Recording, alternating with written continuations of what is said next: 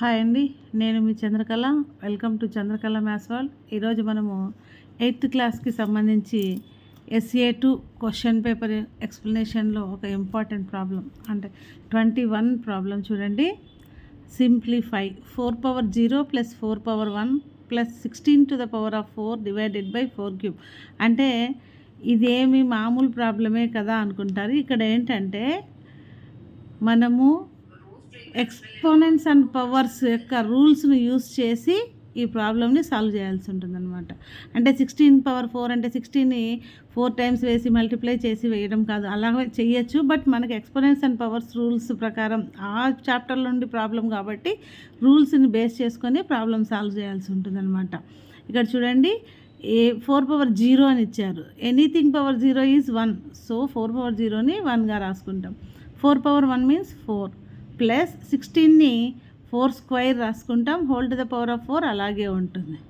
Divided by 4³ ఇక్కడ కానీ గమనించినట్లయితే ఇది 1 + 4 ఓకే. నెక్స్ట్ 4⁴ పవర్ ఆఫ్ 4 ఉంది కాబట్టి A⁴ రాసుకోవాలి. దాన్ని A⁴m గా రాసుకుంటాము.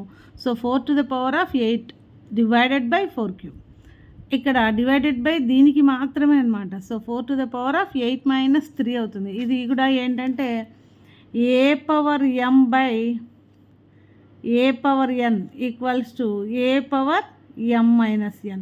ఈ రూల్ని బేస్ చేసుకొని ఉంది కాబట్టి 4⁴ 3 అవుతుంది. సో 1 + 4 5. 4⁴ 3 మీన్స్ 5. 4⁵ అంటే ఇప్పుడు మనం ఎక్స్పాండ్ చేసుకోవాలి. 4ని 5 టైమ్స్ రాసుకోవాలి. 1024 అవుతుంది. యాడ్ చేస్తే మనకి 1029 అనేది టోటల్ అవుతుంది అనమాట. సో మనము ఎక్స్పోనెంట్స్ అండ్ పవర్స్ని యూస్ చేసే ఈ ప్రాబ్లమ్ని చేయాల్సి ఉంటుంది. ఇలాంటి మరిన్ని వీడియోస్ కోసం సబ్స్క్రైబ్ చేసుకోండి Chandrakala maths world. Thank you.